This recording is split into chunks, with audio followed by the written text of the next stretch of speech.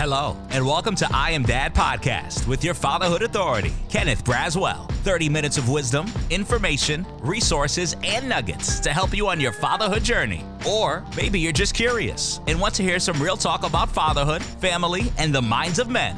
Well, guess what? We got you too. Sit back, grab your pad and pen, and maybe even bring a little something to sip on. Enjoy 30 straight minutes of fatherhood, family, and fun with the Fatherhood Authority, Kenneth Braswell. Welcome to I Am Dad Podcast. I'm your host, Kenneth Braswell. Thank you for joining us again for another episode of I Am Dad Podcast as we continue to tackle the issues that relate to both men and dads and the families that they love and that love them. Each and every week, we try to bring you a different subject matter. And this week, this is probably one of my top priority subject matters coming into 2023 and leaving out of 2022. And it's this conversation of mental health. And so there's so many aspects of the responsible fatherhood space that have not yet found a way to dig into dealing with the mental health of our dads. And we want to make sure at least we lend information and solutions to that space so that these men could be the fathers that they desire in the lives of their children, the mates that they desire in their relationship with their partners, and them as citizens in their community. My guest today is Tamu Lewis, MBA author, speaker, is the co-founder and board president of the LTY Foundation, a nonprofit organization dedicated to mental health education. She is also a human services leader with over 24 years of experience in corporate and consulting positions. She founded the LTY Foundation as a living legacy to her brother actor, Lee Thompson Young, whom she lost to suicide in 2013. Knowing that her brother struggled with bipolar disorder and suffered in silence, Tamu is passionate about promoting mental wellness in schools, communities, and organizations. Her personal experience in helping families cope with mental illness includes her relationship with her mother-in-law and her oldest daughter, both of whom live with diagnosed mental illness. Tamu is excited to share invaluable life lessons and practical solutions to help others cultivate emotional well-being. She is also the author of Surviving the Mental Health Tank: 5 Keys to Cultivating Emotional Well-Being for Yourself and Your Loved Ones. Tamu, thank you so much and welcome to I Am Dad Podcast. Thank you, Kenneth. I'm looking forward to our discussion.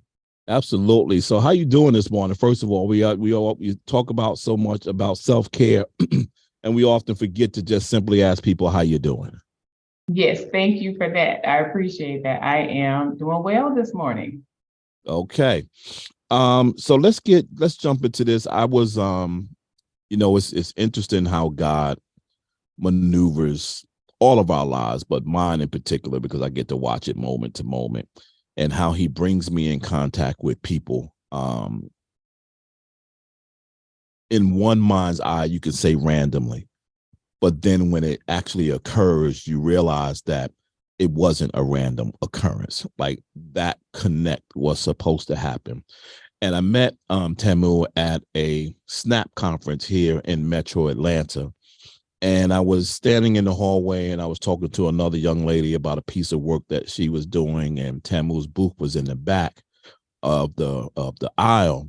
And I just kind of turned around and I saw the young lady, and I can't think of her name now, but she was such a gracious young lady. Her and I had a conversation even before we got to talking about your book. I was asking her, like, so tell me about what you do. Like I was all into her business about what she does. And so as I was standing there, I asked her about the book. She told me a book. And for a minute, I thought she was you. And she goes, oh, no, Tamu's not here. She's going to be here in a little while. And so we're sitting there and we're just chatting about the book and we're chatting about other things. And then I said, I'm going to purchase the book, but I'll come back and purchase the book because I just love supporting my brothers and sisters. I don't care what they're writing. And I don't care if I even ever read it. I'm going to purchase it from you. You're going to get a purchase out of me. That's But then when I got home, when I got home, I didn't have the book, but I was just thinking. So I went online and just started, I Googled you, which is what the young folks say when you want to know something about somebody, just go ahead and Google them. And I came Right. across the foundation website and I was like, whoa. So I'm reading the website, and I'm looking at the top and I'm like, okay, so who's Lee Thompson? I was like, I wonder why she called this foundation Lee Thompson. So I Google him and he pops up on the screen and I was like, oh my God.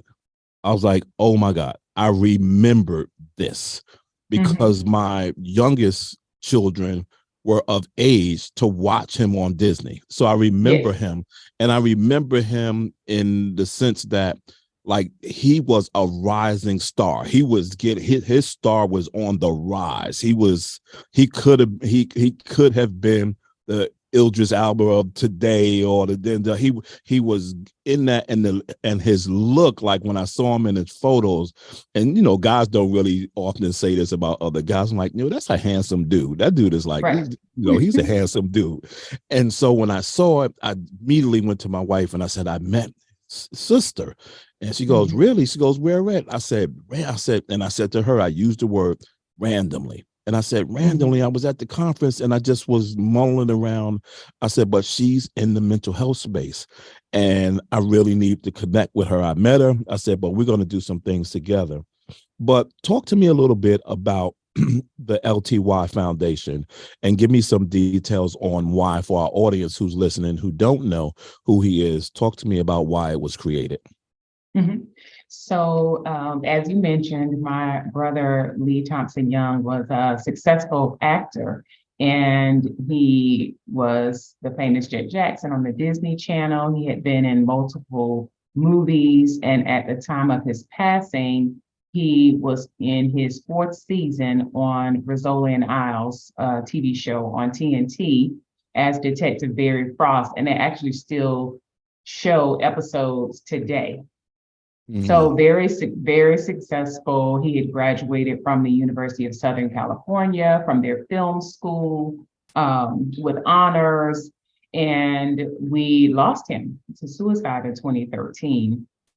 He was diagnosed with bipolar disorder and made the choice to keep it private because of the stigma associated with mental illness, fear that it would negatively impact his career in Hollywood, just that he would be judged and misunderstood. So my mom and I started the foundation in 2014, shortly after his passing, to help other families, really, to promote mental health education, to keep the conversation going, to make it more normalized so that those who are dealing with mental illness or mental health challenges would be able to talk about it. So you wouldn't have to manage it by yourself.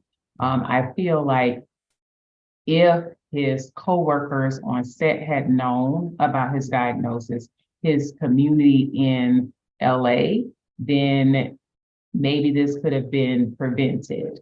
But only myself and my mom knew about his diagnosis. So if they did pick up on anything, which his coworkers did say, they noticed that he was a little different and they asked him, what was going on, and he said he was tired. Well, without the context of knowing that he was trying to manage a mental illness, then you accept that explanation, right? Mm-hmm. But if they had been informed, maybe they would have responded differently, and maybe he would have allowed them to support him. Mm-hmm. So your profession at the time was in human resources and still is today. Right. And your background and your degree background is in finance. So talk to me a little bit about the journey moving from that space or transitioning or broadening your space. Let's say that, because you didn't transition, you broadened your space Hmm. into this space of mental health and talking about mental health and knowing that you had to inform yourself, you had to become educated on what it was, you had to become educated on what it looked like. And I'm going to come into this in a few minutes, but I don't want to go here now. But I just want to put this in here for context. And in the midst of all that stuff, you're also at the same time dealing with grief, which is another factor in all of this. But talk to me about the journey in moving from your professional life into this space of having to know a totally new subject matter of mental health. Mm-hmm. Yes, so I'm glad you asked that. It's a very good question. I will say that I didn't really become educated until after my brother passed. He was high functioning, and that's why you saw the success. So I think he was a master at masking his emotions and the struggles and the challenges. So I didn't really have a need to become really educated in the mental health space until the tragedy occurred.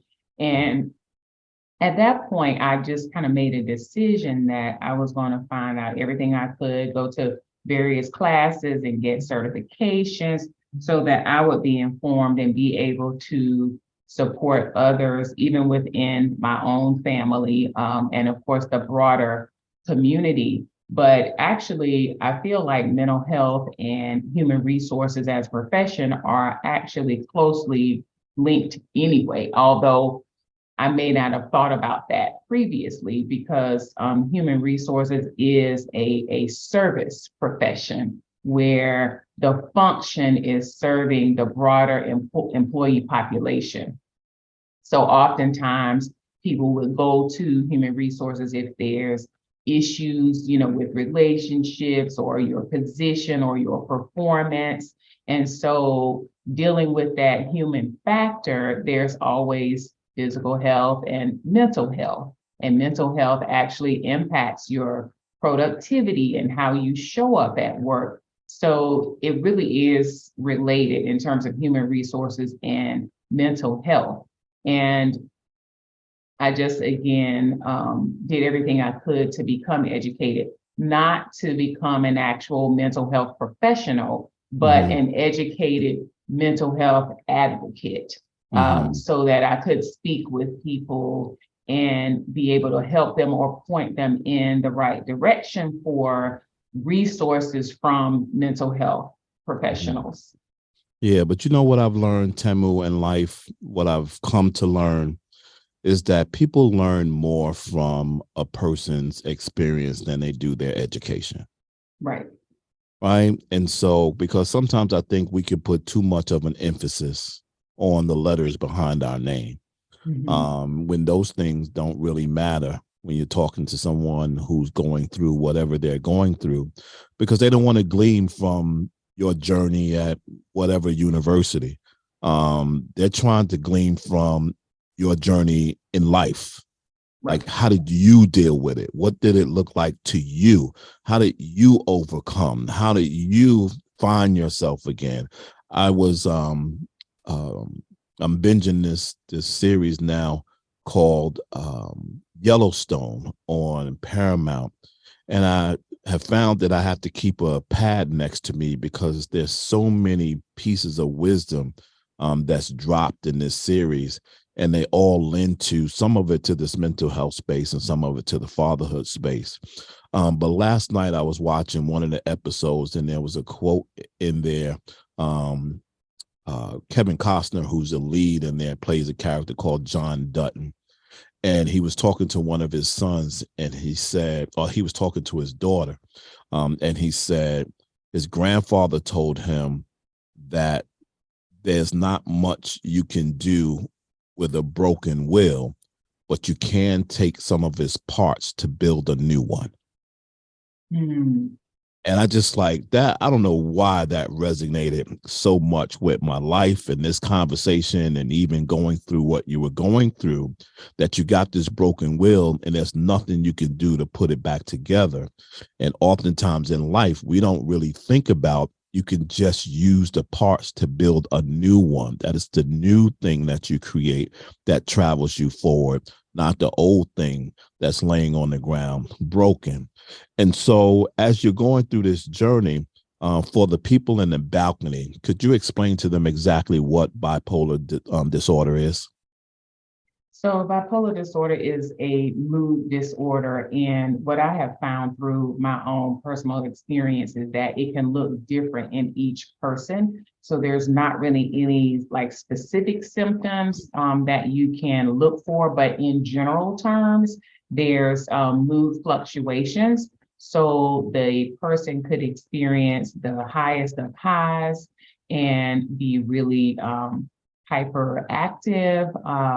Or the lowest of lows. So they can fall into a really deep depression where they don't have the energy to do anything. And so what you do, or what the professionals do, the therapist and the psychiatrist, is of course there's medication options that can help you stabilize the mood, but also therapy that you can go through that can help you deal with or manage when you feel like you're out of balance, so that the swings in terms of your mood aren't so drastic.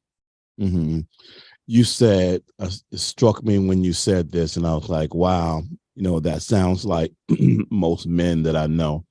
And you said he was a master in hiding it. Mm-hmm. What was he hiding? What did you miss? Now that you know that he was hiding it, what was it that he was hiding? Well, so I was aware of his diagnosis as well as my mom, but I think what I would say in hindsight that he was hiding is his feelings of the lows and the highs. So even if he was feeling low, he was able to will himself to not miss a day of work on set, to not miss a line when he was on set. But it was like that took every ounce of energy that he had. So then when he wasn't working, then that's when he would be isolated and feel depressed. Or on the other end, what it looked like for him is he would find something to focus on outside of work, and he would just do it almost to an overkill, right? Mm-hmm. So in terms of like working out, if he wasn't on set, he might work out 3 or 4 times a day. When he had breaks, so every time there was a break, he's at the gym. And so it's like a hyper focus, and that's what it looks like when he was on the they call it the mania side, right? So when he was up, that's what he would do, be hyper focused on something that he was interested in.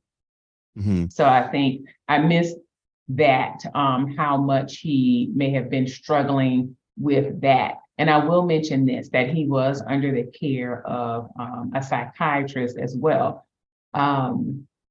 He was very intelligent though, right? Mm-hmm. So the mental health professionals, they help you based on what you say that you're experiencing, and then what they can observe during that little bit of time, that 30 minutes or that hour. So if you are skilled at how you communicate to them what you're experiencing, and you don't communicate everything, mm-hmm. right, then they can't make the appropriate adjustments in terms of your treatment plan.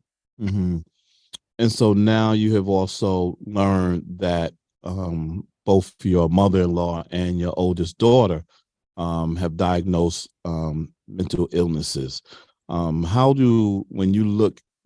that you're dealing with the two of them, how does it show up differently in men than it does women? And what should we be looking for in both of them that may be uniquely different? I think just in my own personal experience, and again, this might not be the same for those out there who are dealing with family members or loved ones, but in my personal experience, the two women, you can see the symptoms outwardly more readily. So you know how there's a generalization that women are more emotional in general. Mm-hmm. And I would say that is my experience when I think about my daughter and my mother-in-law versus my brother, in terms of when an imbalance starts to occur. I could see it because their emotions are so much more evident than my brother's was. So I would say probably in general that men are able to mask the mood swings more so than women are. And in terms of things you might look for, it could be something like this person is typically not necessarily the life of the party, but they go out, they're in community, they spend time with family, and then you notice that they're becoming more and more isolated, right? Maybe they don't seem sad, but they're saying, they don't want to go, they're just gonna eat in their room versus eating with the family, kind of thing. So you might notice some isolation. You might notice some difference in how they take care of themselves. If they typically put forth a lot of effort, let's say they're really stylish, then all of a sudden, they're changed and it looks like they're just rolling out of bed when you see them. So it's like a lack of self-care. So those are two things that you might be able to notice. When you because they are loved ones, is it easier to miss things when you're dealing with loved ones as opposed to you're dealing with your coworker or your parishioner or your friend or someone like that? Is it easier to miss it when it's a loved one? I think so, particularly assuming that you see the loved one more often, because it might be like a slow progression that's happening. And versus, a coworker or, someone at church that you only see for a specific amount of time, or you see once a week or something like that, versus if they're in your household, it might just be happening slowly. So it doesn't seem like a drastic change. And then you look up and you realize, they haven't been really talkative at dinner. So it's kind of, I think it could be harder to miss. When I would assume, and I don't like assuming, but I would guess that the ultimate consequence of not being able to diagnose it or someone not seeing it and bringing it to full attention and dealing with all of everything that it brings to the space, and the ultimate sacrifice is suicide, right? And so that's a consequence that you can't bring back. And so for you and your family, knowing that that was going on and that was the ultimate result, how did that play in all of your emotions, having to deal with that piece of it and then rolling back and having to kind of understand what led to it in the first place? So you mentioned that earlier, the grief, dealing with the grief. So I'm Lee's older sister. He was born when I was 12. So I always felt like not just a sister, but a caregiver, a junior mom. So I did feel like I should have known that there was more that I could have done. So I had a lot of guilt, a lot of pain, also anger. And meanwhile, I'm married, I have a career, I had 2 little girls at the time. So, life moves on while I'm going through this trauma and this grief. And so I had to seek out therapy to help me through that process. And it wasn't just like 1 or 2 sessions, it took me years to be able to accept I'll call it new normal, without my brother, because I felt like a piece of me had been taken. And now what? Like now I'm left. What am I supposed to do now? Even though we started the foundation immediately for mental health education, and I was going through that still, I was out there promoting mental health education, going to schools and all of this, but I was still in so much pain inside. So it was really a long journey and long process. And to understand not only how it impacted me, but also other members of my family. So we were all going through this, right? All going through this grief, but then we all need support from one another. So that's a difficult space to be in because everybody's grieving. So Absolutely. I'm a big movie buff. I love movies, but I love sometimes the wisdom that comes out of movies and the lines that particular people say. And I was watching Equalizer over the weekend or a couple of days ago. For some odd reason, the first one came on and I've forgotten how good it was. And I was like, man, this was really good. And so I watched the second one. And so I'm watching the second one through. And there was two quotes that Denzel said in both of them that made me think about this interview, and I wrote them down because I wanted to just kind of speak them into the space. The first one he said was that there are two kinds of pain in the world: the pain that hurts and the pain that alters. That was the first quote he said. And the second quote he said was, if you don't remember somebody out loud, they die twice. This was in Equalizer 2. As you advocate for your brother through the foundation, what has been the biggest challenge for you in doing that? I think the biggest challenge would be me putting my own, incorporating my own personal story. So for years, my narrative was all around my brother, and I didn't share my own experience or what I was going through with my oldest daughter. And it wasn't until early 2021 where I had this light bulb. I think I was being interviewed for someone's podcast where I realized that without me actually incorporating my own story and putting my own face out there, I was actually indirectly contributing to the stigma. And I was also, I wasn't ready before then to share it. So, and even though I became ready at that point, it was still a challenge because it's uncomfortable.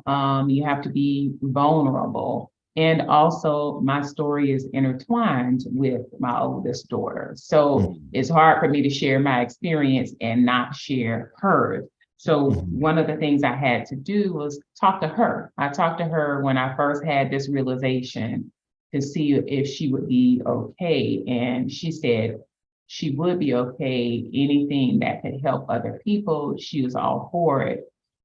And so I began to put myself out there because I know that even though I'm in the mental health education space, the journey that I went through after losing my brother and then also raising my oldest daughter, I know that I still felt alone, even though I'm educated in the space. I felt alone when I would go to support groups. I never saw anyone who looked like me.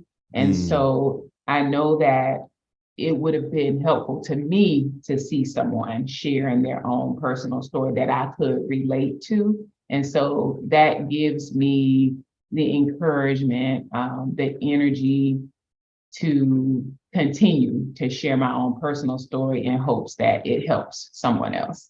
Wow. So Tamu, you got this book out now. Yes. Surviving the Mental Health Tank, 5 Keys to Cultivating Emotional Well-Being for Yourself and Your Loved Ones. Talk to me about the book. So the book is kind of my first attempt to put the story out there, but also to share resources and like keys, the things that in hindsight, I look back on and I'm like, that really made a difference in terms of my relationship with myself and my daughter in terms of emotional well-being.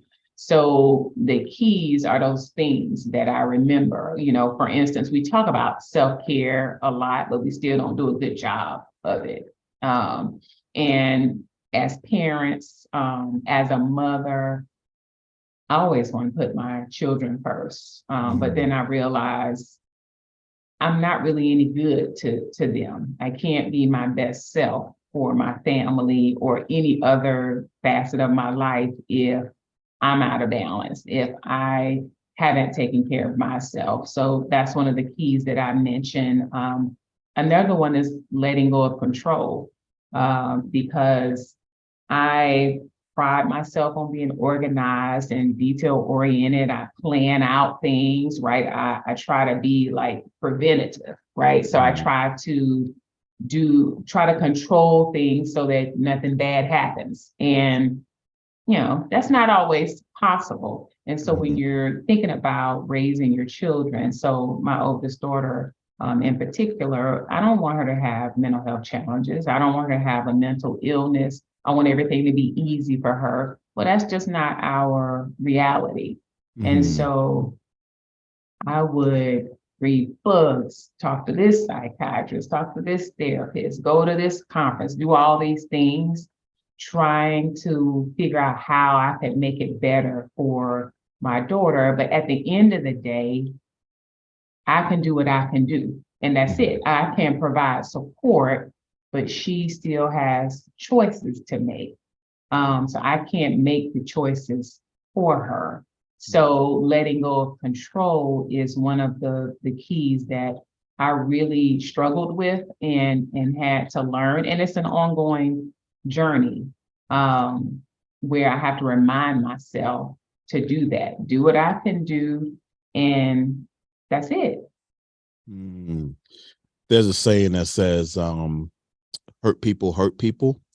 But it is also true that healing people heal people. What do you do for your own healing? Because grief is a lifetime healing process. What do you do for your own healing? So I think one of the things that really helps me is meditation. So I do meditation on a regular basis. I do it every morning, first thing when I wake up. I really like guided meditation. So then it helps my mind kind of not wander around, and I can focus on what the prompts that I'm being given. And that kind of really helps set me for the day, each day. So I do that. Exercise, I do walk outside just for grounding. And I think those things really help me in terms of self-care. And of course, there's other things like I exercise, I eat right. But also I make it a point to share my emotions when I'm in a good space. That's helpful to me. I don't do well if I have things bottled up inside. It actually causes me physical health problems when I don't express myself, whatever those emotions are, fear, sadness, frustration. And so I do make it a point to express my emotions, and that really helps me. Thanks for that. Given who we are, and given what we do as an organization that prides itself on serving, particularly men, but more specifically dads, I'm interested in knowing, and if you feel comfortable with answering it, you can answer it. If not, we'll move on. But I'm interested in your husband and how this resonates with him as you are moving through this journey, and he is your life partner on the other side dealing with this. How does it resonate with him as a dad? So as a dad, I think my husband is like most dads. He's really protective. He is certainly engaged and supportive in my efforts and also raising our family. And I think what he does for himself is he really likes to go to a quiet place. He resonates with nature, with water. So we actually live really close to the Chattahoochee River, and he goes almost every morning.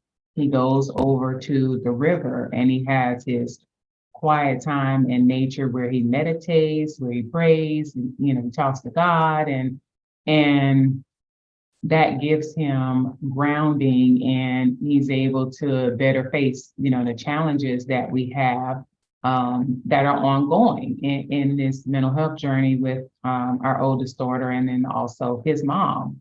So I think that's really important for him to have that grounding and that quiet time in nature. Mm. So somebody is listening right now and they are in the midst of someone who they may describe to themselves as someone who's dealing with bipolar disorder, but they're a little hesitant in saying something because they don't want to mess with the relationship and they don't want to say something that's going to upset the person. And so they say nothing and they sit in silence. What's your best advice for that individual? I would say to that individual to express your concern in a non-judgmental way, and make sure it's at a time where the person seems to be calm, at least, not in an agitated space.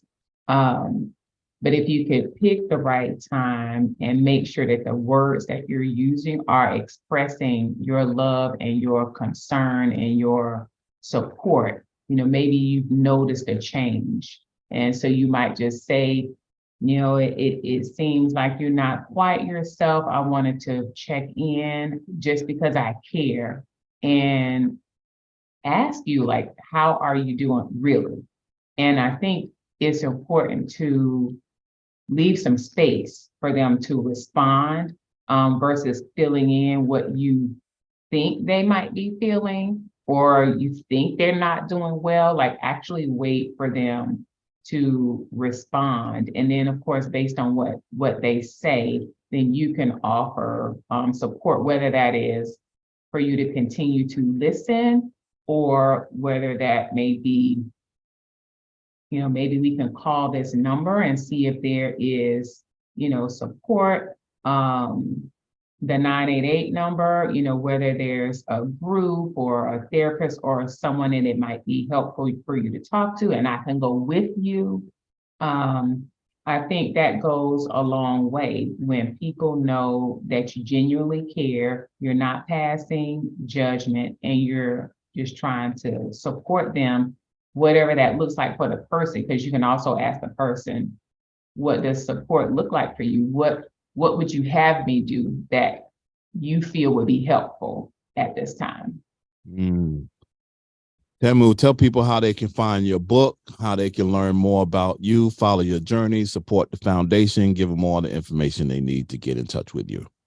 Oh, thank you, Kenneth. So you can find out more about the foundation online at LTYfoundation.org. And those are my brother's initials, Lee Thompson Young. So LTYfoundation.org. Same thing on Instagram as LTY Foundation. And we're also on Facebook. And then you can find me on Instagram at Tamu Lewis. So TAMULEWIS. And also website is tamulewis.com. And you can find my book on Amazon if you just want to order a regular copy. If you want to order a signed copy, then go to my website, tamulewis.com, and you can order a signed copy. Thank you so much. I appreciate you. None of us will know the depth of what Lee was thinking when he was here on Earth.